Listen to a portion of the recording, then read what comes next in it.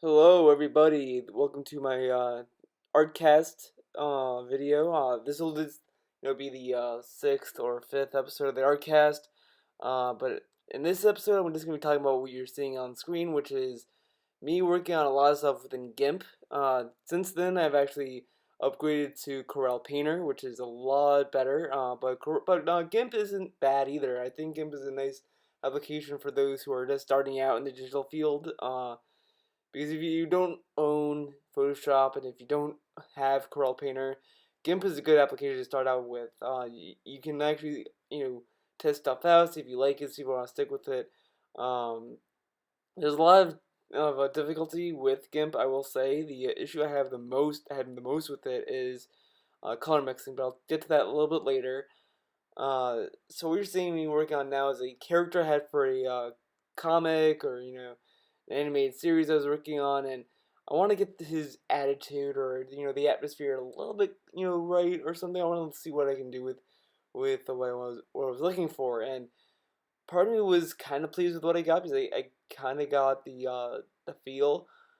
The um the other thing is, a lot of people, get a lot of references when they're doing these kind of stuff, and I really don't use some references. I get references if it's something that's really, really, really tricky, but with sitting down, I always think of I can do this, so I was trying to do without getting a reference for it. And I will say, as far as without reference, I think it's pretty good without looking at a reference. But that's not to say that this is the best picture of a person sitting down or anything. No, not by any means. But it is still a work in progress. But I kind of gave up on it because I was working on a GIMP, and the other issue I had with GIMP is you don't get a lot of the stuff.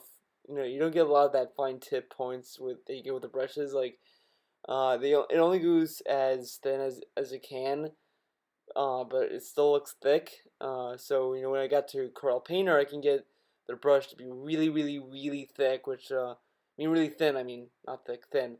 And that is really good. I really like getting my brush heads to be thin to the point where I can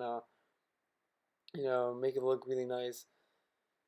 So this one is another video I was trying to record, and I was working on three characters that would kind of resemble stuff I'd watch on TV, or or I'm somewhat of a fan of, or like one character, the guy in the center is kind of a show that I'm a huge fan of. It's the Avatar: The Last Airbender series, which is also the Legend of Korra series. I love those two series. They're really well done, and as you can see, I even gave him the airbending tattoo with the arrow, but I would not keep that in the final design. I would probably have something else because I want these characters to be kind of believable. Like, oh, you can see these people, down the street. So I don't think you'd see people with arrow tattoos in the real world.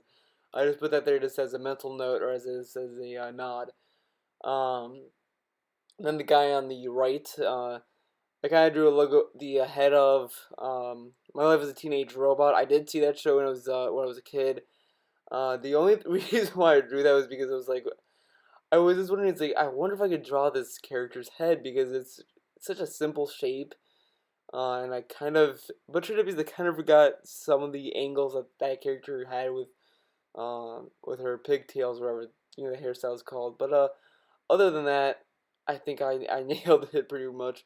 And this one is the animated series. I'm a huge fan of the animated series of Batman. If you know me, you know I love that show. And the guy in the background is supposed to be a World Cup fan because I did this during the World Cup. I was watching the World Cup as I was doing this. I can't remember what game it was. Um, and here I was just experimenting with different hairstyles. Like I like the kind of the sideburn look of just like bleeding to the beard, or the mutton chops. I like playing around with the mutton chops. I think it's an interesting hairstyle that I'm surprised not a lot of people have anymore. I would think a lot more people would have that look. Um, and as you can see, I'm trying to give the guy with the last Airbender tattoo thing kind of a huge collar tip deal to kind of mimic the robes that they wear or something. I don't know. And here I'm trying to mix colors, and here's what I was saying with the colors with painter with GIMP, you can't really mix them very well. There is this. I mean, the only way I could see you mixing paint is just using the color wheel thing, the grid, that window of color, and that's not really a good window to to get to pull color from. Because with Painter, it's a lot easier because it's a wheel, but this isn't that bad. I probably won't continue this. Um, this piece is just the discontinued work. I've just been This is just something I've been farting around with. So I think this is gonna be wrapping up soon. So I'll see you later. Thanks for listening.